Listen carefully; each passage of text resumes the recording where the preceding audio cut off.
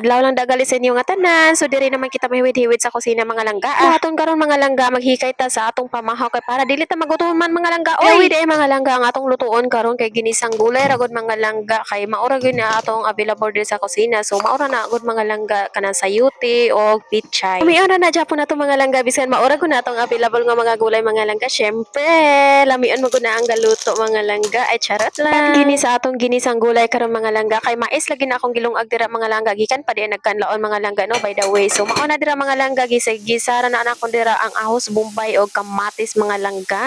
Di ba ni ang anak ko sa inyuhan na palamion nato si palamion nato na sa kamatis mga langga para may color o di ba gibutangan na ako na dira hinog kay nga kamatis mga langga. So mao na dira mga langga gibutangan na ako na dira sa yote dira nga akong gi slice ra gunan dira bisan pinalagpat. So gibutangan na ako nag oyster sauce mga langga para mulami pa jud na malangga pareha na ko. Ay, jud ni ako mga langga no nga dili ko mag-live sa akong YouTube karong buntaga mga langga para makaluto po pamahaw mga langga ba nga kanang lami-lami ba kanang gulay mga langga kay kung mag-live ko mga langga permi-ramig sige kaunog kanang noodles mga langga o di ba gibutangan po na ako na drag liquid nor mga langga para mohumot pod siya ba. Di ba? Color pa lang ang mga langga gusto na akong makaon. Uy, bango na kayo mga langga. Ay, humot na ba kaayo ba? Di ba mga langga gibutangan sige na lang tag di ba ani oy bahatay na.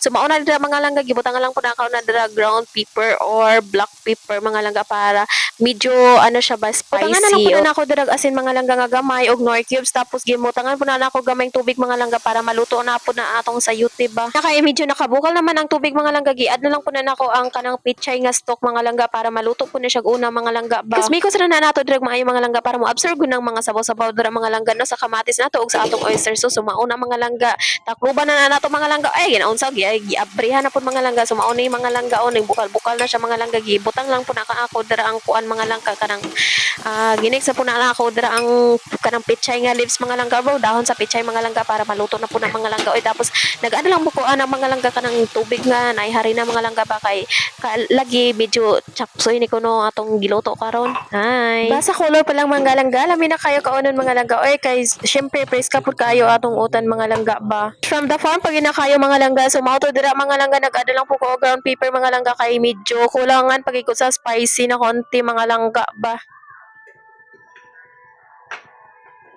Mauna din mga langga no ang ginisang gulay na to mga langga ang lasa ko gimbutang dira katong daw sa sibuyas mga langga para mohumot pag gid siya ba. Ay. So mauna yung mga langga ang finished product nato.